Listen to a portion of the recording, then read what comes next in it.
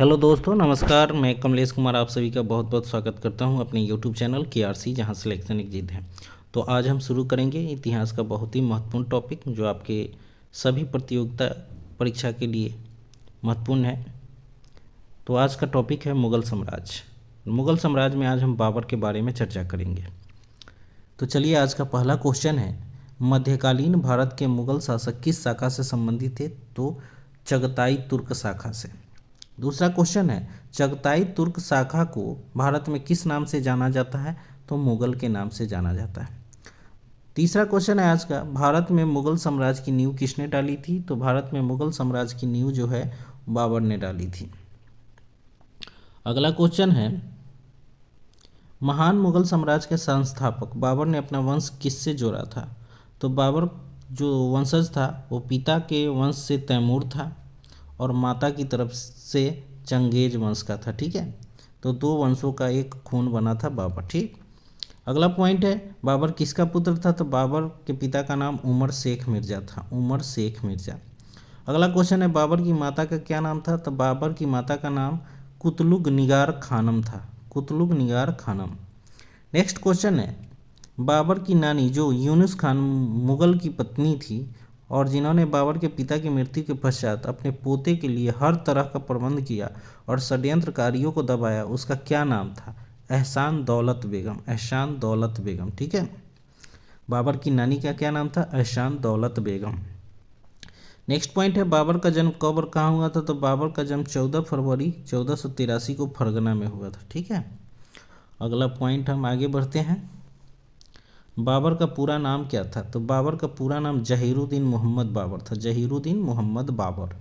Next है, खानजादा बेगम किसकी बहन थी? खानजादा बेगम जो थी वो बाबर की बहन थी। अगला पॉइंट है, बाबर की पत्नी का क्या नाम था? तो बाबर की पत्नी का नाम माहम बेगम था, माहम बेगम। नेक्स्ट, बाबर के कितने पुत्र थे? तो बाबर के 4 पुत्र थे, हुमायूं, कमरान, अस्करी और हिंदाल। नेक्स्ट है, मेहंदी ख्वाजा कौन था? मेहंदी ख्वाजा जो था बाबर का बहनोई था। अगला पॉइंट है, बाबर कहाँ का निवासी था? तो बाबर फरगना का निवासी था।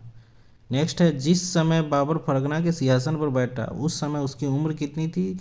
तो लगभग 11 वर्ष की उम्र में वो गद्दी पर बैठा था। नेक्स्ट है, किसने बाबर को शर ए पुल के युद्ध में पराजित किया था? तो सैबानी खान ने 1502 में। नेक्स्ट आगे बढ़ते हैं हम लोग, बाबर ने पादशाह की उपाधि कब धारण की थी? तो बाबर ने पादशाह की उपाधि जो है 1507 ईस्वी में धारण की थी। अगला पॉइंट है, बाबर ने सर्वप्रथम पादशाह की पदवी कहाँ धारण की? तो पादशाह की पदवी जो है ना काबुल में धारण की थी। नेक्स्ट है, बाबर का भारत पर प्रथम आक्रमण किस वर्ष हुआ था? तो बाबर का भारत पर प्रथम आक्रमण 1519 ईस्वी में बाजौर पर हुआ था, बाजौर जगह का नाम है। नेक्स्ट है, बाबर ने पहली बार तोपों और बंदूकों का उपयोग किस लड़ाई में किया था? तो बाजौर की लड़ाई 1519 में। पहली बार जो तोपों और बंदूकों का उपयोग किया वो बाजौर की लड़ाई 1519 में। नेक्स्ट है, किस मुगल सम्राट ने भारत के साथ युद्ध में तोप और बंदूक का प्रयोग प्रथमतः किया था? तो बाबर ने।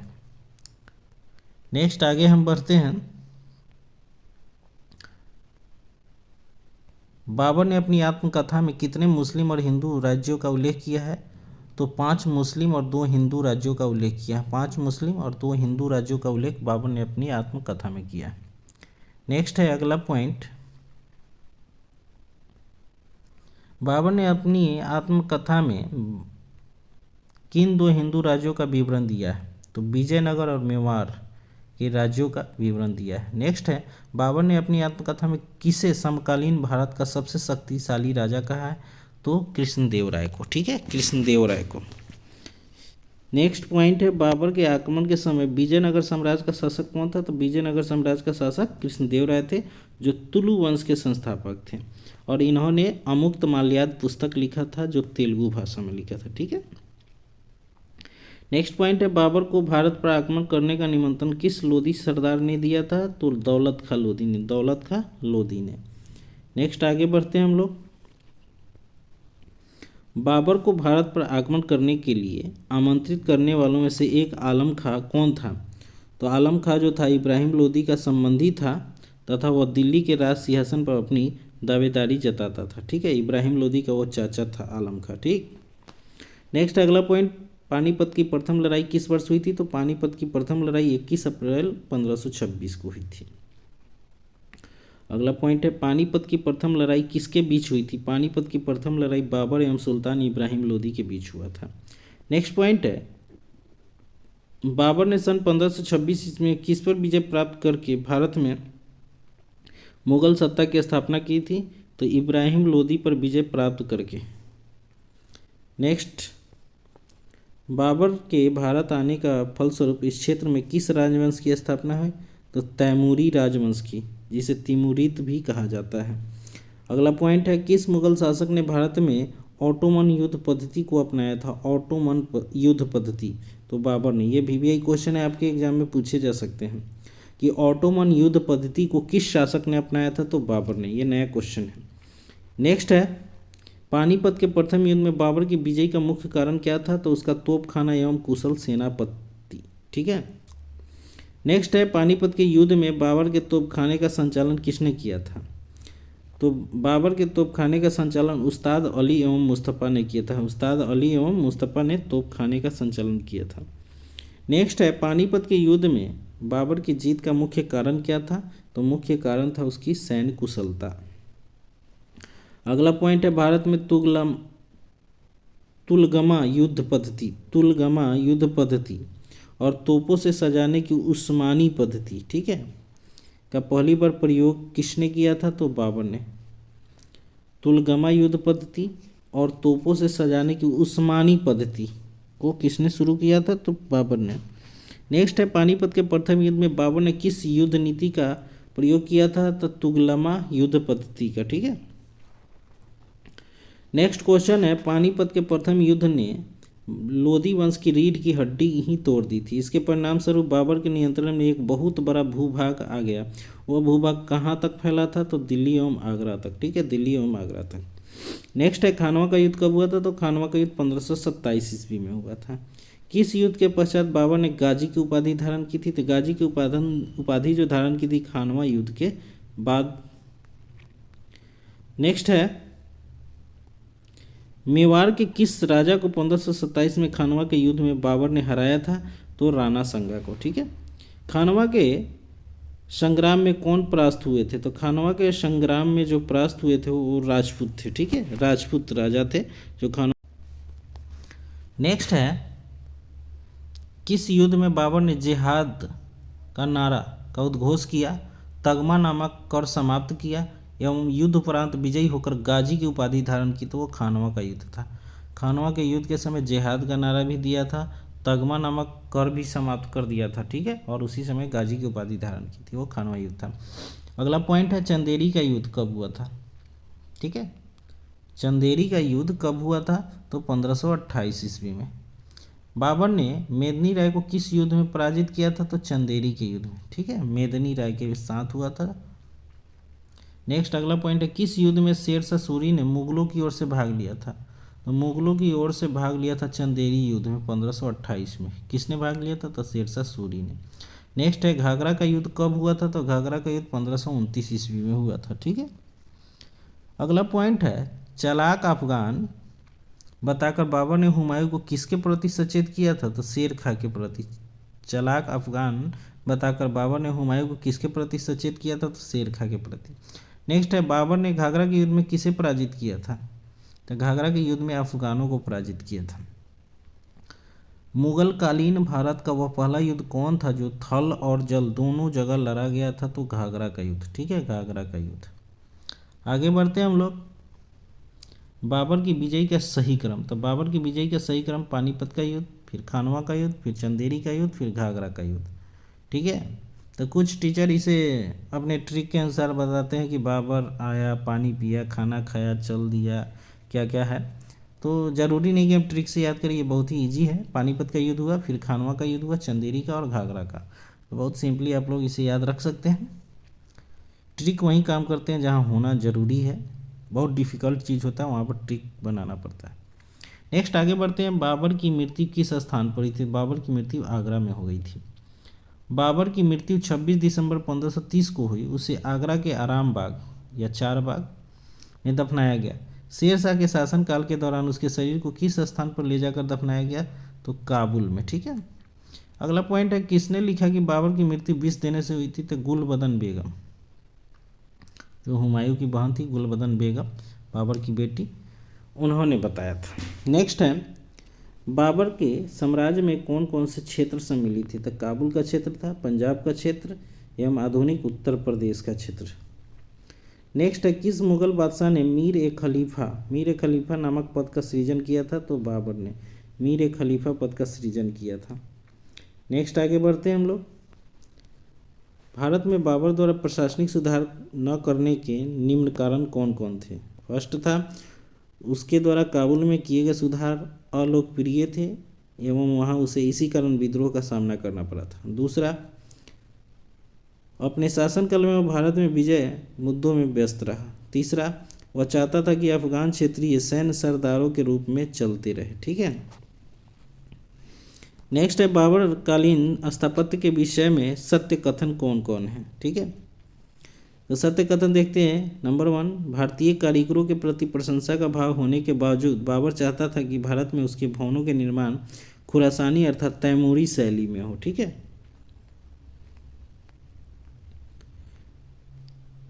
नेक्स्ट क्वेश्चन है, भवनों में मान सिंह के भवन सबसे उदात्त एवं श्रेष्ठ है। ग्वालियर के राजभवन को देखने के बाद यह विचार किसने व्यक्त किया था? तो बाबर ने। नेक्स्ट है, चौखाने वाले उद्यान की परंपरा भारत में किसने प्रचलित की? तो बाबर ने प्रचलित किया था, चौखाने वाले उद्यान। नेक्स्ट है, अयोध्या स्थित बाबरी मस्जिद का निर्माण किसने करवाया था? तो मीर बाकी ने करवाया था, मीर बाकी ने। ठीक है। नेक्स्ट आगे बढ़ते हैं हम लोग। बाबर ने अपनी आत्मकथा तुझके बाबरी किस भाषा में लिखी? तो तुर्की भाषा में लिखी थी। बाबरनामा के संबंध में सही कथन बताएं। फर्स्ट है, बाबर के स्मरण अत्यधिक साहित्यिक मूल्य का ऐतिहासिक स्रोत है। दूसरा, बाबर ने प्रत्येक अच्छी बुरी घटना का अत्यधिक निष्पक्षता से वर्णन किया है।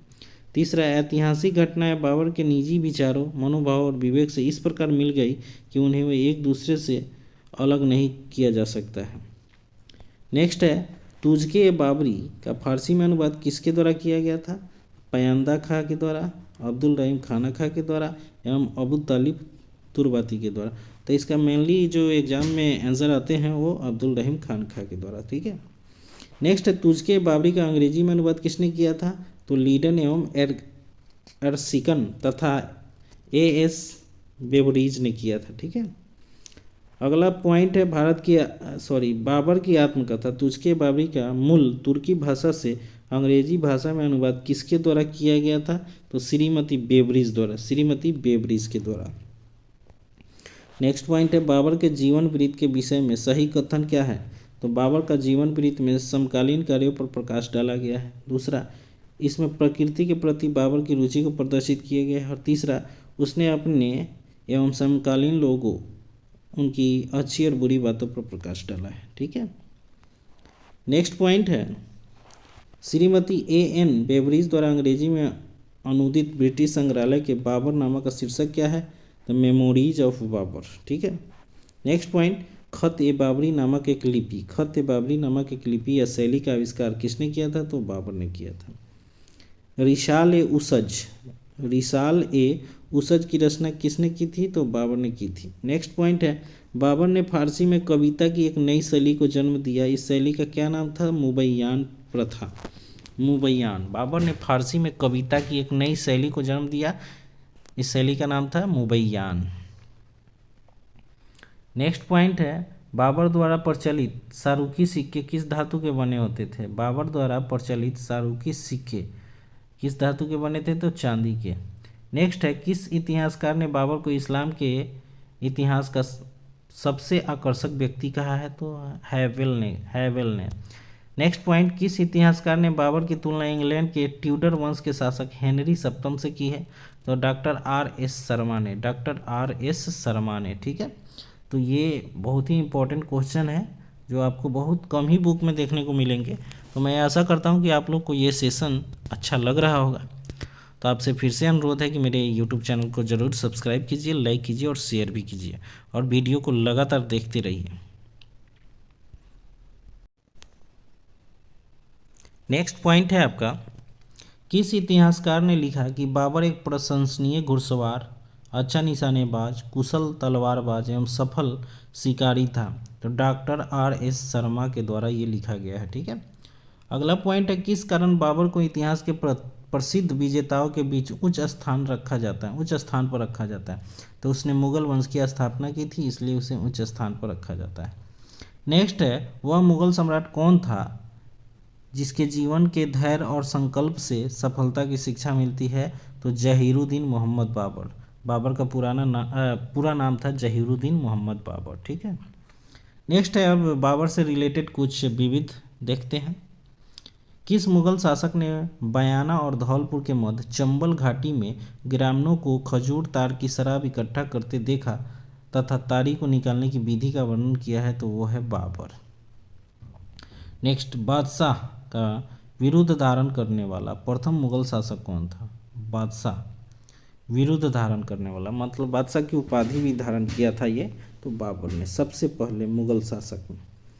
नेक्स्ट है, बाबर के वकील निजामुद्दीन ने बाबर की मृत्यु के बाद हुमायूं को उत्तराधिकार से वंचित करने हेतु एक षड्यंत्र रचा था। वह किसको राजगद्दी पर बैठाना चाहता था? तो मेहंदी ख्वाजा को, मेहंदी ख्वाजा को। ठीक है, उसके बहनोई को। नेक्स्ट है, बाबर की दिल्ली विजय के समय किसकी चित्र शैली तत्कालिक प्रेरणा देने वाली थी? तो विहजाद की। ठीक है, विहजाद। नेक्स्ट पॉइंट है, मुगलकालीन भाषाओं के विषय में सत्य कथन क्या था? बाबर ने बाबरनामा तुर्की भाषा में लिखा था, फारसी मुगल दरबार की राजभाषा थी। ये दोनों सत्य कथन है। नेक्स्ट है, किस मुगल बादशाह को उसकी उदारता के कारण कलंदर की उपाधि दी गई है? तो बाबर को। अगला पॉइंट, एक भाग्यशाली सैनिक किंतु असफल साम्राज्य निर्माता किस सम्राट के संबंध में कहा गया है? तो बाबर के विषय में। भाग्यशाली सैनिक था किंतु असफल साम्राज्य निर्माता था, ये कथन कहा गया है बाबर के विषय में। नेक्स्ट है, बाबर की विजय कौन कौन सी विजय थी उसको एक बार देखते हैं। पानीपत का प्रथम युद्ध 21 अप्रैल 1526 को बाबर एवं इब्राहिम लोदी के बीच लड़ा गया था, जिसमें बाबर विजयी हुआ। अगला पॉइंट है, खानवा का युद्ध 16 मार्च 1527 को बाबर एवं राणा सांगा के बीच, इसमें भी बाबर विजयी। चंदेरी का युद्ध 29 जनवरी 1528 को बाबर एवं मेदिनी राय के बीच, इसमें भी बाबर विजयी हुआ। नेक्स्ट है, घाघरा का युद्ध 5 मई 1529 को बाबर एवं अफगानों के बीच, नुसरत शाह के बीच। नाम आए तो नुसरत शाह याद रखेंगे, बाबर एवं नुसरत शाह के बीच, जिसमें बाबर विजयी हुआ था। ठीक है, तो ये थे बाबर से रिलेटेड फैक्ट। अब आते हैं हम लोग हुमायूं के बारे में चर्चा करते हैं। 1530 से 1556 तक इनका शासन चला था। नेक्स्ट है, राजनीतिक जीवन के बारे में चर्चा करते हैं। हुमायूं किस वंश का था? तो मुगल वंश। हुमायूं कहाँ पैदा हुआ था? तो काबुल में 1508 ईस्वी में। हुमायूं का क्या अर्थ होता है? तो भाग्यशाली। हुमायूं का अर्थ होता है भाग्यशाली। हुमायूं का पूरा नाम क्या था? नसरुद्दीन मोहम्मद हुमायूं। अगला पॉइंट है, हुमायूं के पिता का क्या नाम था? तो बाबर। हुमायूं की माता का क्या नाम था? तो माहम बेगम। बाबर की मृत्यु के पश्चात उसके प्रधानमंत्री ने किसे आगरा की गद्दी पर बैठाने का प्रयत्न किया था? तो मेहंदी ख्वाजा को, मेहंदी ख्वाजा को। नेक्स्ट आगे देखते हैं हम लोग। ईश्वर ने चाहा तो राजा होकर मेरा प्रथम कार्य तुम्हारी एवं अन्य दूसरे राजद्रोहियों की खाल उतारना होगा। उपयुक्त कथन किसका है? तो मेहंदी ख्वाजा का है। नेक्स्ट पॉइंट है, कौन एक हुमायूं के स्थान पर बाबर के उत्तराधिकारी के रूप में प्रधानमंत्री मीर खलीफा की पसंद थी? तो मेहंदी ख्वाजा। अगला पॉइंट है, हुमायूं आगरा के सिंहासन पर कब बैठा? तो 30 दिसंबर 1530 को। 30 दिसंबर 1530 को जब बाबर की मृत्यु हो गई उसी समय वो बैठा था। अगला पॉइंट है, वह मुगल शासक कौन था जिसने अपने पिता की इच्छा अनुसार अपने भाइयों में साम्राज्य का विभाजन किया? तो हुमायूं। नेक्स्ट आगे बढ़ते हैं हम लोग। जिस समय हुमायूं आगरा की गद्दी पर बैठा, काबुल और कंधार पर उसके किस छोटे भाई का अधिकार था? तो कमरान का। अगला पॉइंट है, दोहरिया दौराह कब हुआ था? 1532 में। दोहरिया का युद्ध किसके बीच हुआ था? तो दोहरिया का युद्ध जो था ना, हुमायूं एवं महमूद लोदी के बीच हुआ था। हुमायूं एवं महमूद लोदी के बीच। नेक्स्ट है, हुमायूं ने चुनार दुर्ग पर प्रथम बार आक्रमण कब किया था? तो 1532 ईस्वी में किया। अगला पॉइंट है, चालाक अफगान बताकर बाबर ने हुमायूं को किसके प्रति सचेत किया था? तो शेर खां के प्रति। अगला पॉइंट है, कौन सा प्रथम मुगल सम्राट था जिसने बंगाल के विरुद्ध अभियान का नेतृत्व किया था? तो हुमायूं। नेक्स्ट पॉइंट, हुमायूं के शासनकाल में नुसरत शाह किस राज्य का सुल्तान था? हुमायूं के शासनकाल में नुसरत शाह किस राज्य का सुल्तान था? तो बंगाल का। अगला पॉइंट है, हुमायूं के शासनकाल में शाह हुसैन अरगुन कहाँ का शासक था? तो सिंध का शासक था। नेक्स्ट है, प्रताप रुद्रदेव कहाँ का शासक था? तो कालिंजर का। प्रताप रुद्रदेव जो था वो कालिंजर का शासक था। नेक्स्ट पॉइंट है, गुजरात के उस महत्वाकांक्षी नवयुवक सुल्तान का क्या नाम था जिसने हुमायूं से युद्ध किया? तो बहादुर शाह। अगला पॉइंट है, गुजरात में सैनिक सफलता प्राप्त करने वाला पहला मुगल शासक था हुमायूं। नेक्स्ट, रानी कर्णवती ने मेवाड़ के किस राजा का विरोध करते हुए हुमायूं से सहायता मांगी थी? तो रतन सिंह का। नेक्स्ट है, किंवदंतियों के अनुसार किस राजपूत रानी ने हुमायूं को राखी भेजी थी? तो रानी कर्णवती ने। नेक्स्ट पॉइंट, हुमायूं ने दूसरी बार चुनार के किले का घेरा कब डाला था? तो 1537 से 39 ईस्वी में। नेक्स्ट है, चौसा का युद्ध कब हुआ था? तो चौसा का युद्ध जो हुआ था 1539 में। चौसा का युद्ध किसके किसके बीच हुआ था? तो हुमायूं एवं शेर खां के बीच हुआ था। नेक्स्ट, हुमायूं चौसा में क्यों पराजित हुआ? क्योंकि उसके भाइयों ने उसका साथ नहीं दिया था। ठीक है, उसके भाइयों ने उसका साथ नहीं दिया था। अगला पॉइंट है आपका, चौसा के युद्ध में हारने के पश्चात हुमायूं ने किसकी सहायता से अपनी जान बचाई थी? तो भिश्ती निजाम सक्का की सहायता से। भिश्ती निजाम सक्का की सहायता से। अगला पॉइंट है, फरिश्ता के अनुसार हुमायूं ने किसे आधे दिन के लिए बादशाह बना दिया था? तो भिश्ती निजाम सक्का को। भिश्ती निजाम सक्का को। नेक्स्ट है, हुमायूं ने शेर खां के विरुद्ध निर्णायक युद्ध किस स्थान पर लड़ा था? तो बिलग्राम या कन्नौज के निकट। ठीक है ना, बिलग्राम युद्ध लड़ा था। ठीक है, जो शेर खां के विरुद्ध हुमायूं का निर्णायक युद्ध माना जाता है। अगला पॉइंट है आपका, कन्नौज या बिलग्राम का युद्ध कब हुआ था? कन्नौज या बिलग्राम का युद्ध जो हुआ था 1540 ईस्वी को हुआ था। नेक्स्ट है, किस युद्ध के पश्चात हुमायूं निर्वासित जीवन जीने के लिए बाध्य हुआ था? कन्नौज के युद्ध के बाद। अगला पॉइंट है, निर्वासन के दौरान हुमायूं को आश्रय देने वाला सफाविद शासक कौन था? तो शाह तहमास्प प्रथम। शाह तहमास्प प्रथम। नेक्स्ट, हुमायूं की भारत में निर्वासित अवधि कितने वर्षों की थी? तो 15 वर्षों की।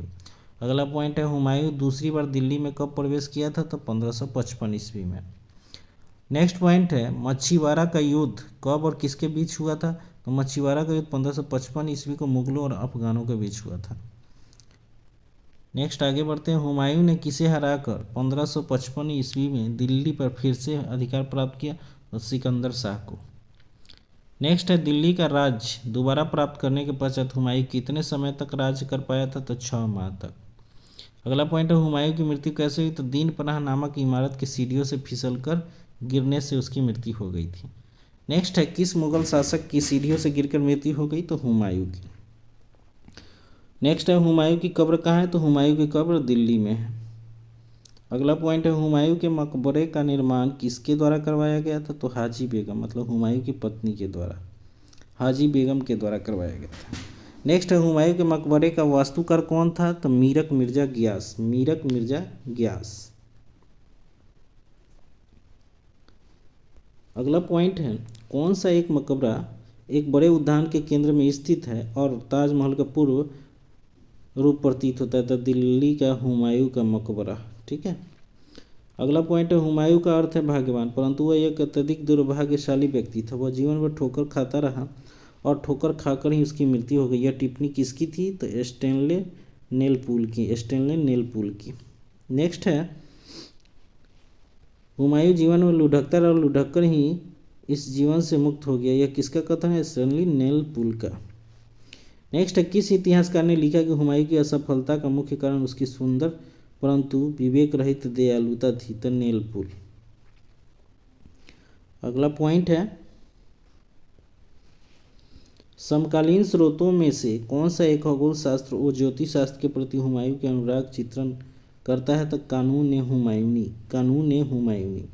नेक्स्ट है, कानून ए हुमायूनी किसकी रचना है? तो ख्वादमीर की। ख्वादमीर की। अगला पॉइंट है, किस लेखक को हुमायूं ने अमीर अखबार की उपाधि प्रदान की थी? तो ख्वादमीर को। ख्वादमीर को। नेक्स्ट है ख्वादमीर के कानून हुमायूं में अहल ए मुराद किस एक समुदाय को निर्दिष्ट करता है? तो संगीतकार, नर्तक एवं चारण समुदाय को। ठीक है, चारण समुदाय को। नेक्स्ट है कौन सा मुगल शासक 2 बार गद्दी पर बैठा? तो वो था हुमायूं। नेक्स्ट आगे बढ़ते हैं, हुमायूं के संबंध में सही कथन क्या थे? तो ये 2-3 पॉइंट देखते हैं। फर्स्ट पॉइंट है हुमायूं को खगोल शास्त्र और भूगोल में गहरी दिलचस्पी थी। दूसरा पॉइंट है हुमायूं ने शाही पुस्तकालय के लिए पुस्तकों का भारी संग्रह किया था। तीसरा, हुमायूं अपने सैन्य अभियानों के दौरान पढ़ने के लिए कुछ चुनी हुई पुस्तकें ले जाया करता था। अगला पॉइंट है हुमायूं की असफलता का कारण क्या था? तो कमजोर चरित्र, कमजोर चरित्र। नेक्स्ट है हुमायूं द्वारा लड़े गए युद्ध कौन कौन से थे उसको देख लेते हैं एक बार। कालिंजर का युद्ध 1531 में हुआ था प्रताप रुद्र देव के साथ, कालिंजर का युद्ध। दूसरा, दोहरिया का युद्ध 1532 में, ठीक है, महमूद लोदी के साथ। चुनार का प्रथम घेरा 1532 में शेर खां के विरुद्ध, ठीक है। गुजरात का युद्ध 1535 में बहादुर शाह के साथ। चौसा का युद्ध 1539 में शेर खां के साथ। कन्नौज या बिलग्राम का युद्ध 1540 में शेर शाह के साथ, ठीक है। ये थे उसके द्वारा लड़े हुए युद्ध। दोहरैया या देवराई का युद्ध भी उसे बोला जाता है एक युद्ध को।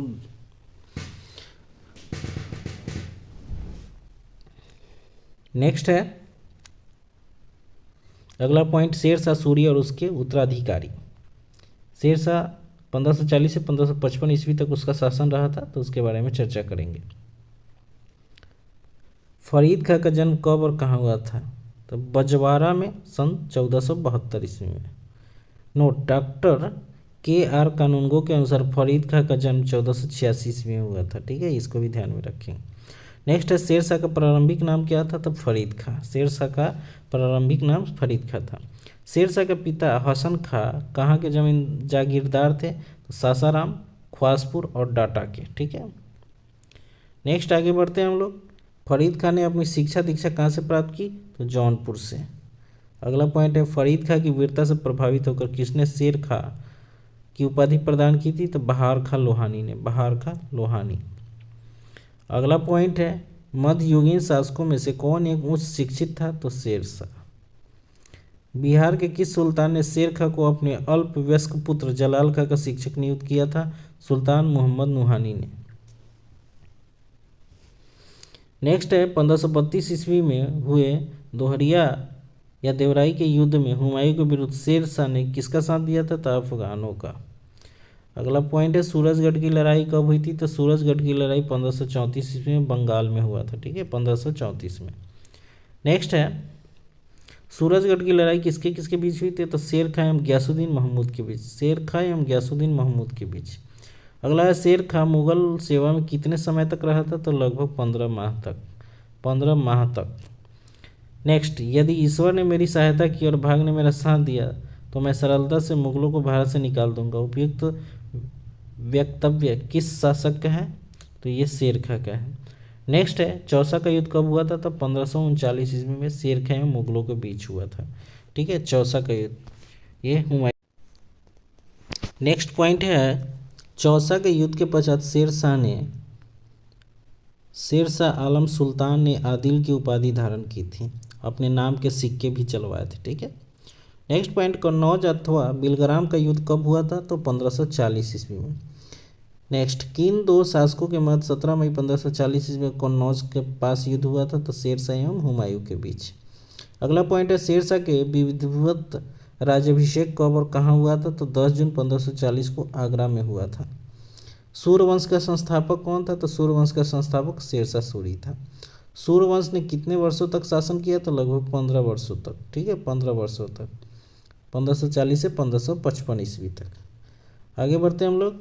किसे द्वितीय अफगान वंश का संस्थापक माना जाता है? तो शेर शाह सूरी को। नेक्स्ट है किस सुल्तान ने अपने पहले हजरत आला की उपाधि अपनाई और बाद में सुल्तान की? तो शेर शाह सूरी ने हजरत आला की उपाधि, फिर बाद में सुल्तान। नेक्स्ट है बंगाल में सिकदारों की देखभाल के लिए एक असैनिक अधिकारी अमीन ए बंगला अथवा अमीर ए बंगाल को किसने नियुक्त किया था? तो शेर शाह सूरी ने।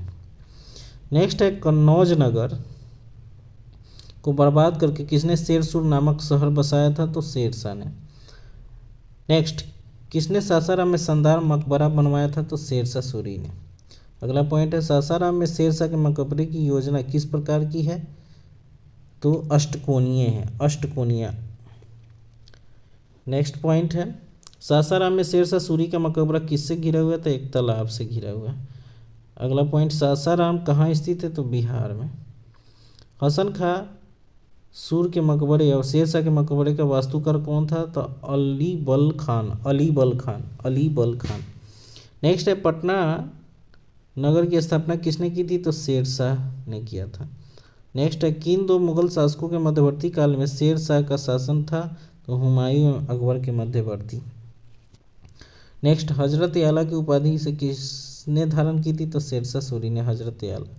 अगला पॉइंट है शेरशाह कि किस विजय को नैतिक आधार पर सदैव आलोचना की जाती है? तो रायसेन विजय की, रायसेन विजय। अगला पॉइंट है शेरशाह सूरी का अंतिम अभियान किस राज्य के विरुद्ध था? तो ये होगा इसका आंसर कालिंजर की युद्ध के विरुद्ध, कालिंजर के विरुद्ध। नेक्स्ट है शेरशाह के कालिंजर अभियान के समय वहाँ का राजा कौन था? तो कीरत सिंह था। नेक्स्ट है शेरशाह सूरी की मृत्यु कहाँ हुई? तो कालिंजर युद्ध में हो गई थी। शेरशाह को कहाँ दफनाया गया था? तो सासाराम में। शेरशाह ने किसे अपना उत्तराधिकारी नियुक्त किया था? तो आदिल खां को, आदिल खां को। नेक्स्ट है कौन शेरशाह का उत्तराधिकारी हुआ? तो इस्लाम खां, इस्लाम शाह। जलाल खां ने कौन सी उपाधि धारण की थी? तो इस्लाम शाह की, इस्लाम शाह की। नेक्स्ट आगे बढ़ते हैं हम लोग। शेरशाह की मृत्यु के पश्चात किसे इस्लाम शाह के नाम से सुल्तान घोषित किया गया? तो जलाल खां को, ठीक है। नेक्स्ट है महदवी आंदोलन की अगुवाई कर रहे शेर खां अब्दुल्ला नियाजी और शेख अल्लाई का उत्पीड़न किसके शासनकाल में हुआ था? इस्लाम शाह सूरी के शासनकाल में। अगला पॉइंट है किसने अपनी सैन्य टुकड़ियों को 200, 250 एवं 500 की इकाइयों में विभाजित किया था? इस्लाम शाह एवं सिकंदर शाह, इस्लाम शाह एवं सिकंदर शाह। नेक्स्ट है मानकोट के किले, मानकोट के किले का निर्माण किसने करवाया था? तो इस्लाम शाह ने, इस्लाम शाह ने। अगला पॉइंट है सरदारों के प्रभाव को कम करने के लिए किस अफगान शासक ने आज्ञा दी कि कोई भी सरदार हाथी नहीं रखेगा, नर्तकियां नहीं रखेगा और लाल रंग के खेमे का प्रयोग नहीं करेगा? तो इस्लाम शाह ने। अगला पॉइंट है किसने राज की तरफ से कानून बनाकर उसको समान बनाया और धर्म के प्रभाव को कानून व्यवस्था से समाप्त करने का प्रयत्न किया था? तो इस्लाम शाह। अगला पॉइंट है शेरशाह सूरी द्वारा कौन कौन से सुधार किए गए थे? तो राजस्व सुधार किया गया था, प्रशासनिक सुधार, सैनिक सुधार, मुद्रा प्रणाली में सुधार। ये सारे सुधार शेरशाह सूरी द्वारा करवाए गए थे। अगला पॉइंट है शेरशाह सूरी को किस लिए जाना जाता है? तो फर्स्ट है नागरिक प्रशासन की प्रणाली का संगठन करने के लिए। दूसरा, पहला रुपया जारी करने के लिए जो 20वीं सदी तक प्रयोग होता रहा। तीसरा, उसने भू राजस्व दर 1/3 निर्धारित किया था। उसने भूमि की पैमाइश कराई थी। दिल्ली के पुराने किले में किला कुहना मस्जिद का निर्माण कराया था। तो इस कारण से शेरशाह सूरी को जाना जाता है। अगला पॉइंट है शेरशाह के संबंध में सही कथन। तो शेरशाह के संबंध में सही कथन कि यात्रा मार्गों पर सुरक्षा सुनिश्चित करने के लिए तथा यात्रियों को सुविधाएं उपलब्ध कराने के लिए उसने राजमार्गों पर नियत अंतराल पर सरायों का निर्माण करवाया, ठीक है। दूसरा, पूर्ववर्ती काल को मिलावटी धातुओं के खोटे सिक्कों के स्थान पर उसने चांदी तांबे का मानक सिक्कों का चलन प्रारंभ करवाया था, ठीक है। अब आते हैं शेरशाह सूरी द्वारा राजस्व सुधार के बारे में चर्चा करते हैं। जरीबाना नामक कर किसने लागू किया था? तो जरीबाना कर जो था शेरशाह सूरी द्वारा चलाया गया था। जरीबाना किस पर एक कर था? तो जमीन पर। जरीबाना जमीन पर लगाया गया एक कर था। नेक्स्ट है शेरशाह ने भूमि कर निर्धारण के लिए क्या किया था? तो राई फसली दर की सूची को लागू करवाया था, राई को लागू करवाया था, ठीक है। अगला पॉइंट है शेरशाह ने किसके नेतृत्व में भू सर्वेक्षण करवाया था? तो अहमद खां के नेतृत्व में, अहमद खां के नेतृत्व में। अगला पॉइंट है शेरशाह ने भू राजस्व निर्धारित हेतु भूमि के कितनी भागों में विभाजित किया? तो 3 भागों में, अच्छी, मध्यम और निम्न, ठीक है। नेक्स्ट है शेरशाह सूरी द्वारा प्रारंभ की गई भूमि कर प्रणाली में मूल्यांकन का आधार क्या था? तो जमीन की सही पैमाइश, जमीन की सही पैमाइश। तो दोस्तों ये सेशन आप लोगों को कैसा लग रहा है ज़रूर बताइएगा कमेंट में। और बहुत ही अच्छे अच्छे फैक्ट और नए फैक्ट मिल रहे हैं जो एग्ज़ाम के व्यू से काफ़ी महत्वपूर्ण है। तो आशा करता हूँ कि आप लोग को अच्छा लग रहा होगा। चलिए आगे बढ़ते। नेक्स्ट पॉइंट है, शेरशाह की कृषि नीति के संबंध में सही कथन बताएं। तो देखिए, शेरशाह ने बोई गई जमीन की माप पर जोर दिया था। दूसरा, शेरशाह ने विभिन्न प्रकार की फसलों पर राज्य के हिस्से के लिए दरें निर्धारित की थी। और तीसरा, प्रत्येक किसान द्वारा दी जाने वाली मात्रा को पट्टा कहे जाने वाले कागज पर लिखवाया था। ठीक है। अगला पॉइंट है, कृषकों की सहायता के लिए किस मध्यकालीन भारतीय शासक ने पट्टा एवं कबूलियत की व्यवस्था की थी? तो वो था शेरशाह सूरी। नेक्स्ट है, भूमि राजस्व व्यवस्था के अंतर्गत किसानों को पट्टा एवं कबूलियत देने की प्रणाली किसने प्रारंभ की? तो शेरशाह ने। अगला पॉइंट है, शेरशाह के शासन के समय किस विभाग का अध्यक्ष राज्य की आय और व्यय की देखभाल करता था? तो दीवाने वजारत। दीवाने वजारत। नेक्स्ट पॉइंट है, शेरशाह के राजकाल में आमील का क्या कार्य था? तो भू राजस्व हेतु भूमापन कराना। ठीक है, आमील। अगला पॉइंट है, सीधे रैयत मतलब किसान से मालगुजारी वसूल करने की प्रथा किसने शुरू की थी? तो शेरशाह सूरी ने। अगला पॉइंट है, शेरशाह के शासन के विषय में सही कथन क्या क्या है? तो फर्स्ट है, भू राजस्व नगद अथवा अनाज दोनों के रूप में चुकाया जा सकता था। दूसरा, भूमि मापन के कार्यों की देखभाल के लिए शेरशाह ने अहमद खां को नियुक्त किया था। और तीसरा है, शेरशाह के शासनकाल में चांदी का रुपया तथा तांबे के दाम का विनिमय अनुपात 1:64 था। ठीक है, 1:64। अगला पॉइंट है, शेरशाह सूरी कहाँ से उपज का केवल चतुर्थांश भूमि के रूप में लेता था? तो वो मुल्तान से। मुल्तान जो भी वर्तमान में पाकिस्तान में। अगला पॉइंट है, शेरशाह द्वारा भू राजस्व के अतिरिक्त जनहित के उपयोग हेतु लिए जाने वाले अतिरिक्त कर का प्रतिशत कितना था? तो 2.5% था। नेक्स्ट है, शेरशाह की भूमि राजस्व पद्धति लगान व्यवस्था क्या थी? तो रैयतवाड़ी थी। अगला पॉइंट है, शेरशाह की लगान व्यवस्था के विषय में सही कथन बताएं।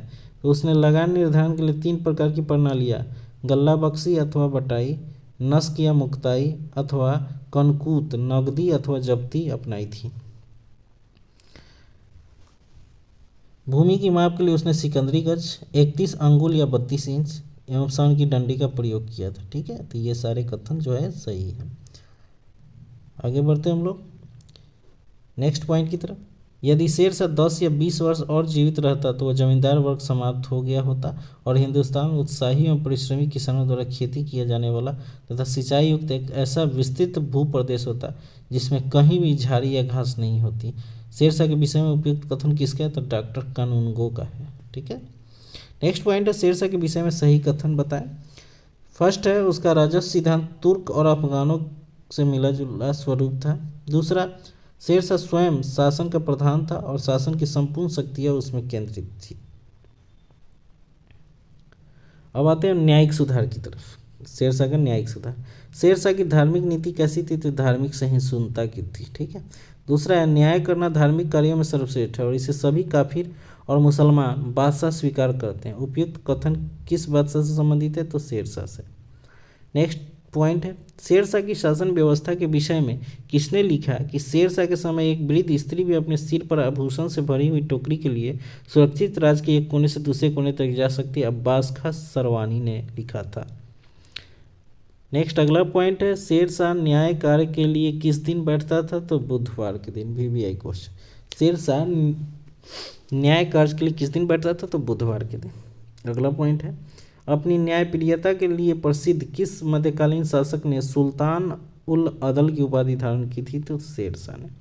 अब आते हैं शेरशाह के प्रशासनिक सुधार के बारे में पढ़ते हैं। फर्स्ट है, शेरशाह सूरी अपने किस कार्य के लिए सर्वाधिक प्रसिद्ध था? तो प्रशासनिक सुधार के लिए। प्रशासनिक सुधार के लिए। नेक्स्ट है, सड़क ए आजम नाम से सड़कों का निर्माण किसने कराया था? तो शेरशाह ने। किन अधिकारियों द्वारा शेरशाह सूरी के शासनकाल के परगना प्रशासन की देखभाल की जाती थी? सिकदार एवं मुंसिफ के द्वारा। अगला पॉइंट है, शांति और सुरक्षा व्यवस्था के लिए शेरशाह ने कौन सा उपाय बनाया था? तो पुलिस विभाग नीति स्थानीय उत्तरदायित्व पर आधारित था। नेक्स्ट है, शेरशाह के शासनकाल में काजी फजीलात कौन था? तो बंगाल का प्रांतपति था। नेक्स्ट है, ब्रह्मजीत गौर किस भारतीय शासक का सेनापति था? तो शेरशाह का।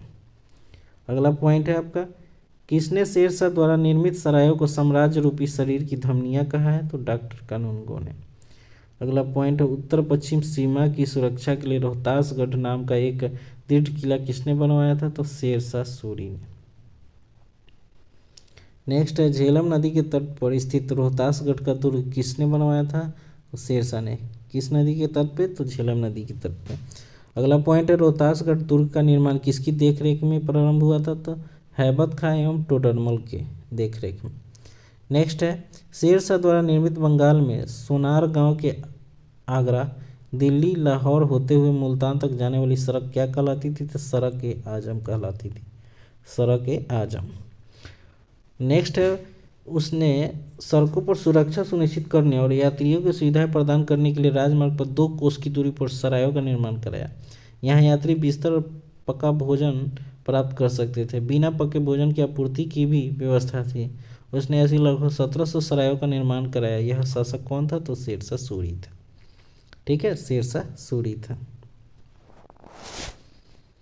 नेक्स्ट पॉइंट है,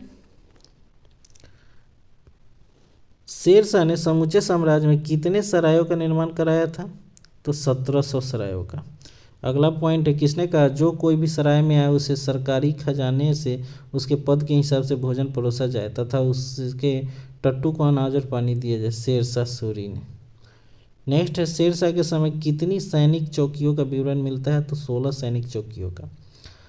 अगला पॉइंट है, शेरशाह ने सरायों में रुकने वाले हिंदू यात्रियों को बिस्तर और भोजन उपलब्ध कराने के लिए किन्हें नियुक्त किया था? तो ब्राह्मणों को। अब आगे बढ़ते हैं, उसके सैनिक सुधार के बारे में चर्चा करते हैं। शेरशाह की सैन्य व्यवस्था के विषय में सही कथन बताएं। तो उसके सैनिकों को हुलिया रखने तथा घोड़ों को दागने की प्रथा पुनः प्रचलित थी। वह स्वयं सैनिकों को भर्ती करता था। नेक्स्ट है, मुद्रा सुधार। किसे सुधरी हुई मुद्रा को स्थापित करने का श्रेय जाता है या दिया गया है? तो शेरशाह सूरी को। अगला पॉइंट है, चांदी का सिक्का रुपया सर्वप्रथम किसने चलाया था? तो शेरशाह सूरी ने। नेक्स्ट है, शेरशाह के रुपये के बारे में किस इतिहासकार ने लिखा कि यह रुपया वर्तमान ब्रिटिश मुद्रा प्रणाली का आधार है? तो स्मिथ ने लिखा था। अगला पॉइंट है, शुद्ध चांदी का रुपये का आविष्कार किसने किया था? तो शेरशाह सूरी ने। नेक्स्ट, शेरशाह ने किन धातु की मुद्राएं चलाई थी? तो सोने, चांदी एवं तांबा की। नेक्स्ट है, शेरशाह द्वारा जारी किए गए चांदी के रुपये का भार कितना था? तो 178 ग्रेन था। शेरशाह द्वारा जारी किए तांबे का दाम का भार क्या था? 380 ग्रेन। शेरशाह के समय तांबे के दाम और चांदी के रुपये की विनिमय दर क्या थी? तो 64:1। तांबे का दाम और चांदी के रुपये का विनिमय दर क्या था? तो 64:1। अगला पॉइंट है, शेरशाह के समय कुल कितनी टकसालें थी? तो शेरशाह के समय जो था 23 टकसालें थी, 23। अगला पॉइंट है, शेरशाह द्वारा चलाया गया स्वर्ण निर्मित सिक्का क्या कहलाता था? तो अशरफ कहलाता था, अशरफ। नेक्स्ट है, शेरशाह के विषय में किसने लिखा कि उसने अलाउद्दीन की व्यवस्था को पुनः लागू किया, जिससे उसने तारीख फिरोजशाही में पढ़ा था और आगे अपनी पीढ़ियों को भी प्रशंसा का पात्र बन गया? तो अबुल फजल ने। अगला पॉइंट है, मात्र एक मुट्ठी बाजरे के चक्कर में मैंने अपना साम्राज्य खो दिया। यह कथन किस मध्यकालीन शासक के संबंधित है? शेरशाह से। नेक्स्ट है, दिल्ली की किला-ए-कुहना मस्जिद का निर्माण किसने करवाया था? तो शेरशाह ने। दिल्ली में पुराना किला के भवनों का निर्माण किसने कराया था? तो शेरशाह ने कराया था। ठीक है, नेक्स्ट आगे बढ़ते हैं। इस बादशाह ने स्थानीय और अन्य अधिकारियों से यात्रियों तथा व्यापारियों को क्षति नहीं पहुंचाने और यदि कोई व्यापारी दुर्घटना में और बिना उत्तराधिकारी के मर जाता है तो उसकी संपत्ति को नहीं हड़पने का आदेश दिया। साथ ही अधिकारियों को व्यापारियों से केवल बाजार मूल्य पर ही माल खरीदने को कहा। यह कथन किस बादशाह के विषय में है? तो शेरशाह के विषय। नेक्स्ट है, ये शरारती लोग अपने खजाने से कभी पैसे खर्च नहीं करते। वे अपने अधीन रहने वाले कमजोर और गरीब किसानों से बलपूर्वक धन ले लेते हैं। अपने इस कथन के लिए कौन मशहूर है? तो फरीद मतलब शेरशाह। नेक्स्ट आगे बढ़ते हैं हम लोग। किसने अपाहिज लोगों के संबंध में जानकारी एकत्र की तथा उन्हें गुजारा भत्ता दिया था? तो शेरशाह ने। नेक्स्ट है, शेरशाह के शासन व्यवस्था के संदर्भ में सत्य कथन पर विचार करें। नंबर 1 है, इस्लाम शाह की मृत्यु के बाद शेरशाह द्वारा स्थापित शासन व्यवस्था अव्यवस्थित हो गई थी। दूसरा, अकबर ने शेरशाह द्वारा स्थापित भू राजस्व व्यवस्था को कुछ संशोधनों सहित अपनाया। नेक्स्ट है, शेरशाह सूरी के विषय में सही कथन बताएं। नंबर 1 है प्रशासन में हिंदवी भाषा का प्रयोग करना शेरशाह के व्यवहारिक ज्ञान का द्योतक है। उसने कठोरता से कानून व्यवस्था को लागू किया। तीसरा, शेरशाह सूरी ने एक पक्का मुसलमान था किंतु धर्मांध नहीं था। अगला पॉइंट है वीर विनोद के रचयिता कौन थे? तो कविराज श्यामलाल दास। वीर विनोद के रचयिता कविराज श्यामल दास। नेक्स्ट, तारीख दाऊदी के लेखक कौन थे? तो अब्दुल्ला जी थे। तारीख दाऊदी के लेखक अब्दुल्ला। अगला पॉइंट है अब्बास खां सरवानी ने अपनी रचना प्रमुखतः किस शासक पर केंद्रित की? तो शेरशाह सूरी पर। ठीक है, शेरशाह सूरी पर। आगे बढ़ते हैं हम लोग।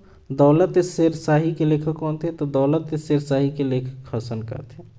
नेक्स्ट है मलिक मोहम्मद जैसी ने पद्मावत की रचना किसके शासनकाल में की थी?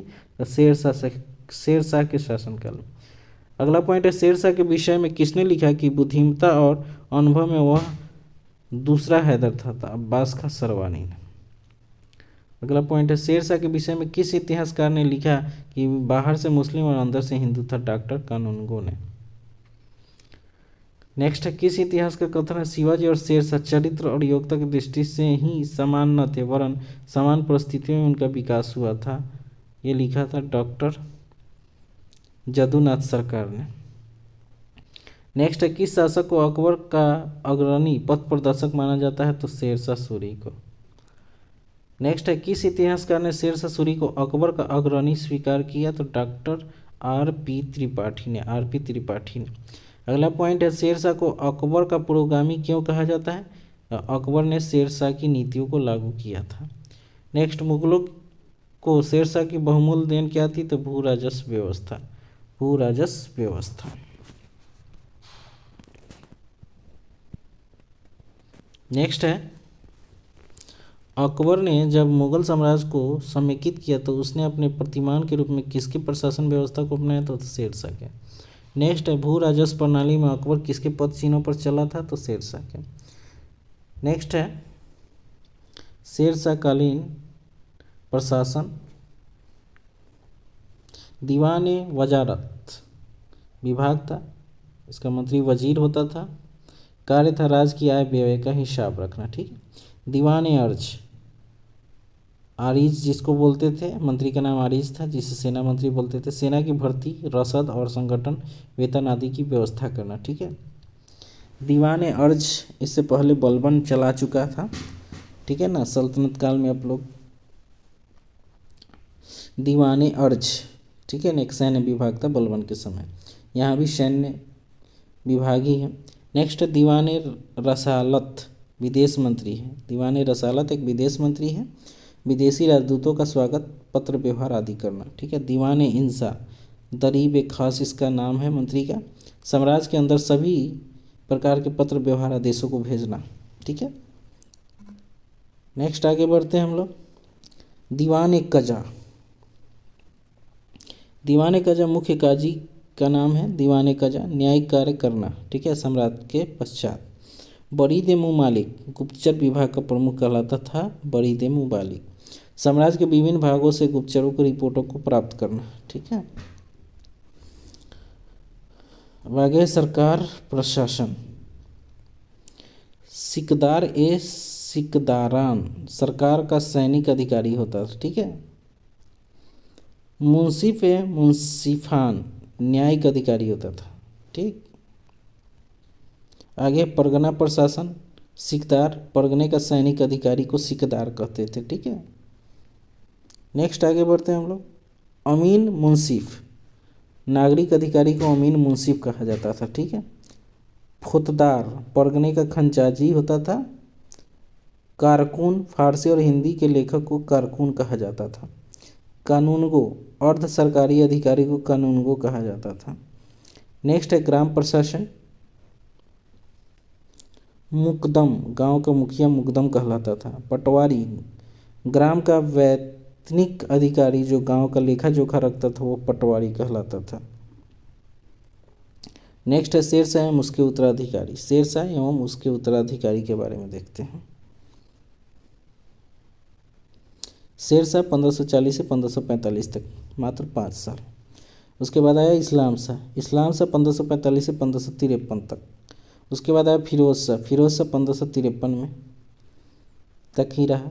मोहम्मद आदिल शाह 1553 में ही उसका शासन रहा। उसके बाद आया इब्राहिम शाह, वो 1554 तक शासन किया। उसके बाद आया सिकंदर शाह, 1555 तक शासन हुआ। ठीक है। और इसी सिकंदर शाह को फिर से हुमायूं ने पराजित करके मुगल वंश की नींव डाली थी, ठीक, 1555 में। तो ये था आज का सेशन, जो आपका सेशन था बाबर, हुमायूं एवं शेरशाह। तो ये 3 टॉपिक लगभग लगभग मैंने पूरे कर दिए। बहुत ही महत्वपूर्ण क्वेश्चन इसमें नए नए मिले हैं, जो कि पीसीएस एग्ज़ाम, दरोगा एवं बहुत सारे एग्ज़ाम के लिए महत्वपूर्ण है। तो आप लोगों को ये सेशन ज़रूर अच्छा लगा होगा, मुझे आशा है। आप लोग ज़रूर बताइएगा कमेंट में। तब तक के लिए आप लोगों से अलविदा चाहता हूँ। धन्यवाद दोस्तों। फिर से मिलते हैं कल एक नए जोरदार टॉपिक के साथ। धन्यवाद।